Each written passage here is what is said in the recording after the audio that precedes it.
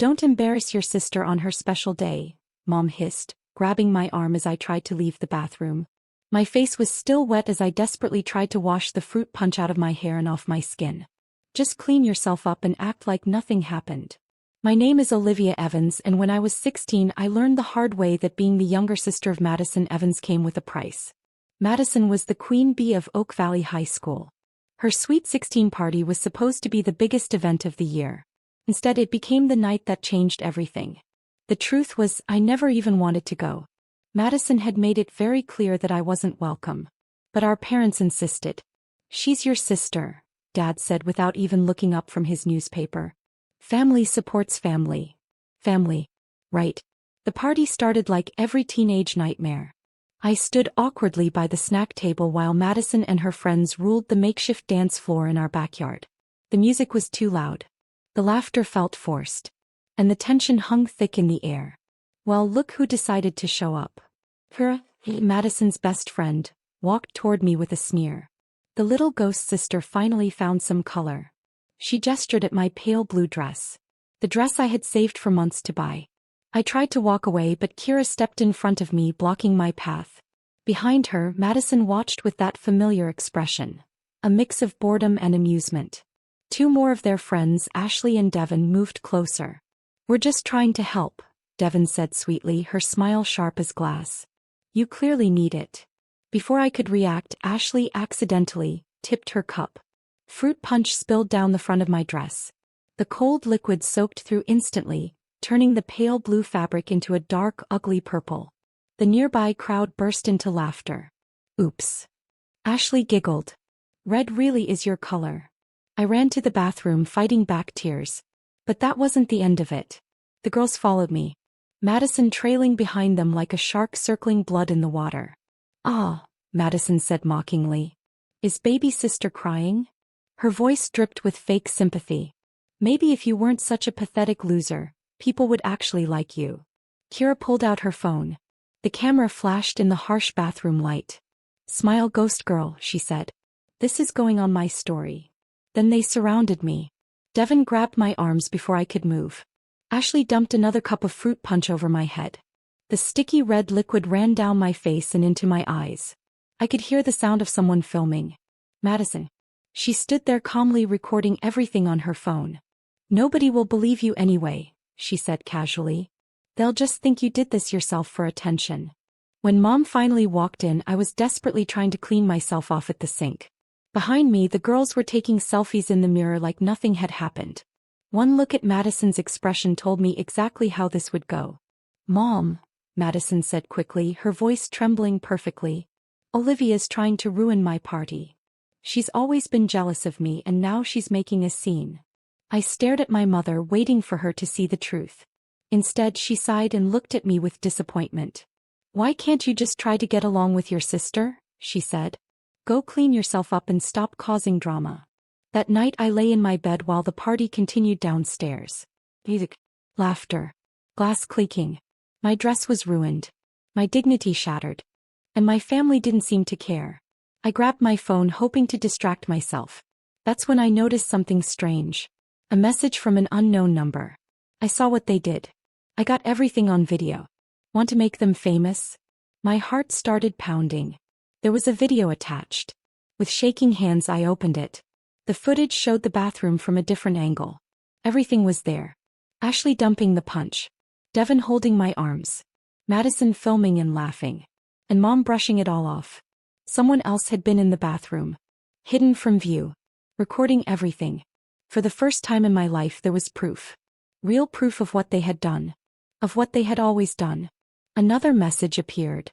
They post their perfect lives on social media every day. Maybe it's time people saw the truth. I stared at my phone.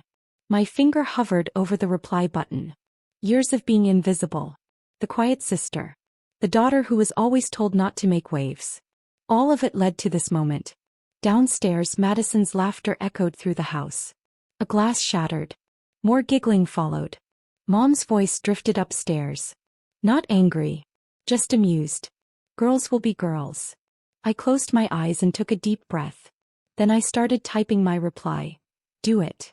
I sent the message before I could change my mind. At the time, I had no idea those 2 words would completely destroy the perfect image my family had spent years protecting.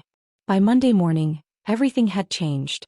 My phone buzzed nonstop with hundreds of notifications. The video had gone viral overnight. It was everywhere. Someone had edited it perfectly, starting with clips from Madison's social media, showing her smiling at her sweet 16 like the perfect party princess. Then the video cut to the bathroom, to the fruit punch, to the laughter, to the moment her friends held my arms while Madison calmly stood there filming. The contrast was brutal. I walked into Oak Valley High School with my head down, expecting the usual silence, invisibility. Instead, whispers followed me through the hallways. But for once, they weren't cruel. "Did you see the video? That was messed up." Her own sister just stood there filming. By third period, I was called to the main office. Madison was already there. Her mascara had smeared from crying. Mom sat beside her looking completely shocked. "This is a serious situation," Principal Torres said firmly. "Bullying and assault are zero-tolerance offenses at Oak Valley." "It was just girls being girls," Mom started quickly. Principal Torres raised her hand to stop her. "Mrs. Evans, we have clear video evidence of 4 students assaulting another student. The fact that it happened off campus does not change the severity of the situation." Madison lifted her head, anger flashing through her tears. "It wasn't assault," she snapped. "We were just joking around. Olivia is always so sensitive." "Fun," I said quietly. For the first time my voice didn't shake. "You filmed your friends attacking me and planned to post it online. How exactly is that fun?" Principal Torres turned her monitor so we could see it. The screen showed the bathroom video. But that wasn't all. Clips began playing, other videos from Madison's social media. Pranks, humiliations, cruel jokes aimed at other students. Someone had compiled months of their behavior into one brutal highlight reel. "We've received dozens of emails from concerned parents," Principal Torres said. "Several students have also come forward with their own stories." Mom's face slowly turned pale. "Surely, there's something we can do," she said nervously. "Madison's college applications will reflect her actions," the principal finished calmly, "as will those of the other students involved." She folded her hands on the desk. "Each of them will receive a minimum 2-week suspension.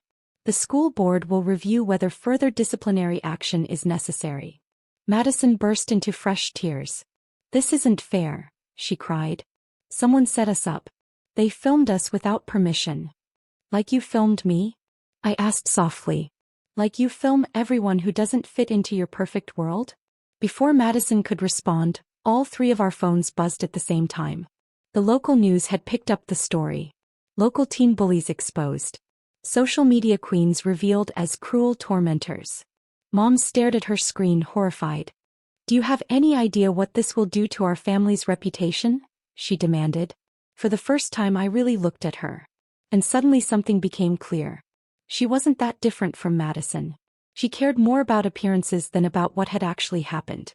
"You mean what you've done to our family?" I said. The room went silent. "Every time Madison hurt me, every time her friends bullied me, you told me to stay quiet. To not make waves. To think about the family image." My voice grew stronger with every word. "Well, Mom, the image is broken. And you can't blame me for the cracks you helped create." Even Madison stopped crying.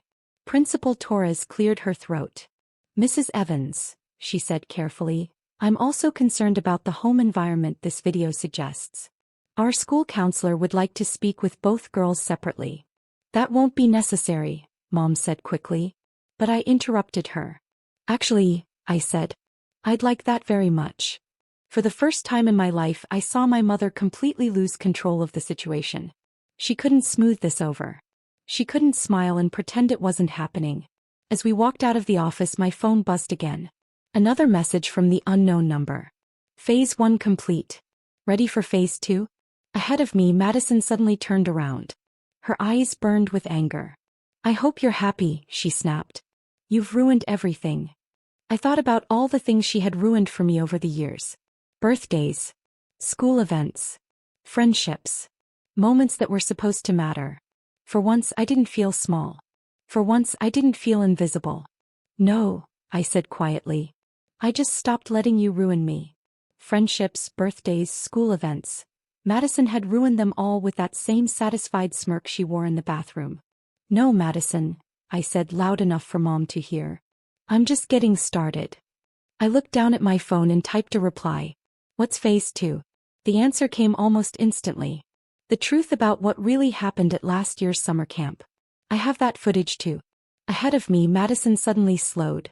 Her phone had buzzed at the exact same moment as mine. From the way her shoulders stiffened, I knew she'd received a message as well. For the first time since all of this began. I smiled. Whoever my anonymous ally was, they weren't just exposing Madison's latest cruelty. They were tearing apart her entire reign of terror, one video at a time. The summer camp video appeared online 3 days into Madison's suspension. Unlike the party footage, this one was darker. Much darker.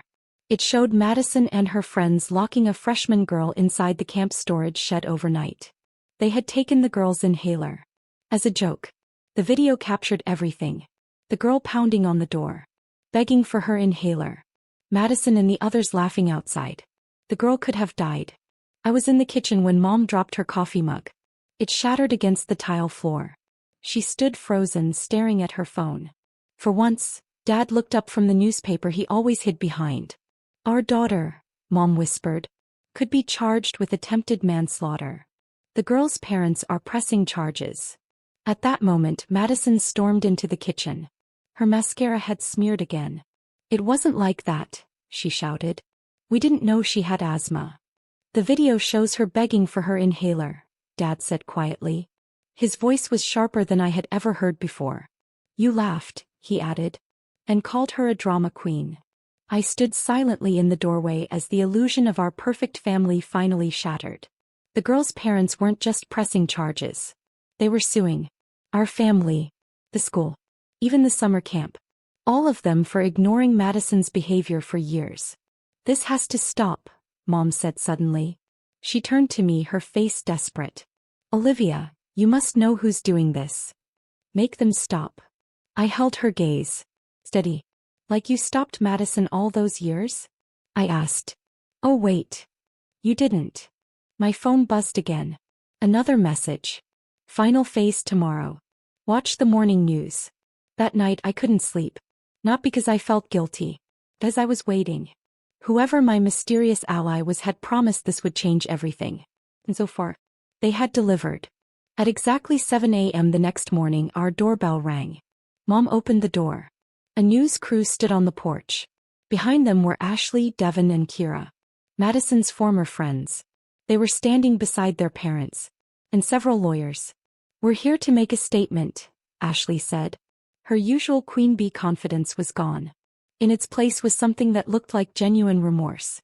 We want to talk about Madison Evans, she continued, and the pattern of abuse we helped participate in.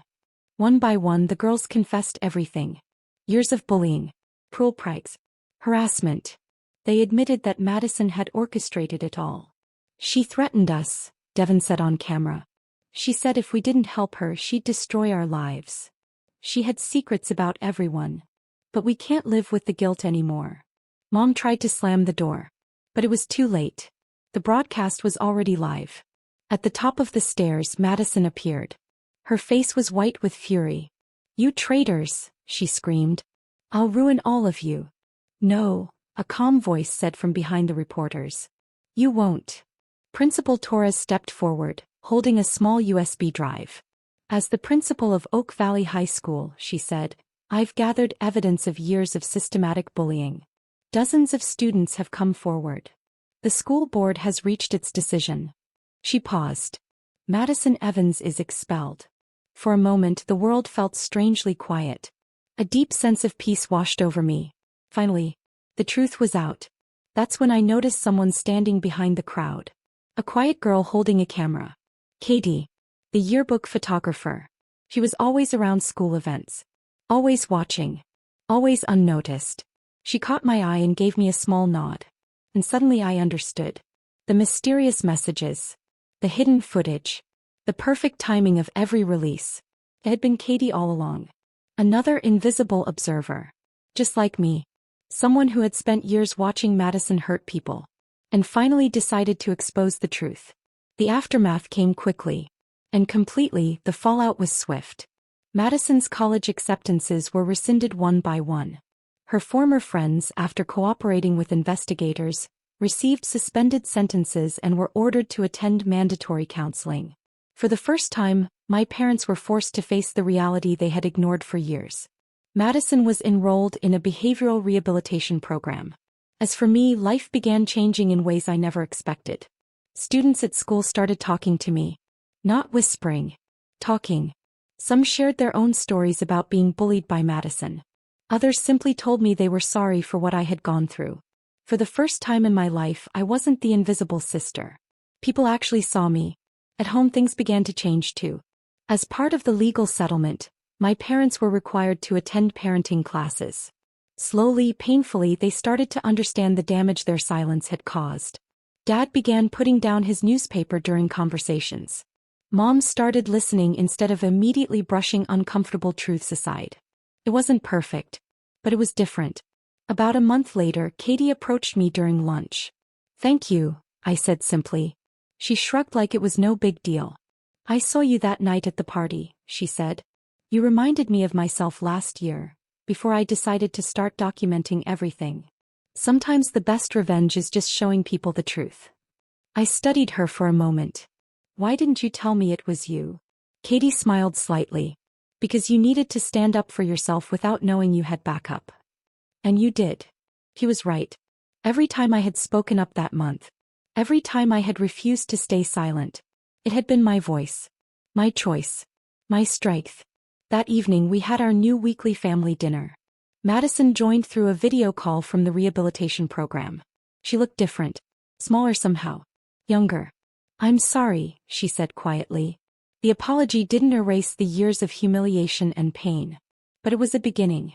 Mom reached across the table and took my hand. "We're sorry too, Olivia," she said softly. "We should have protected you." I thought about Katie's words. Then I shook my head gently. "No," I said. "I needed to learn how to protect myself."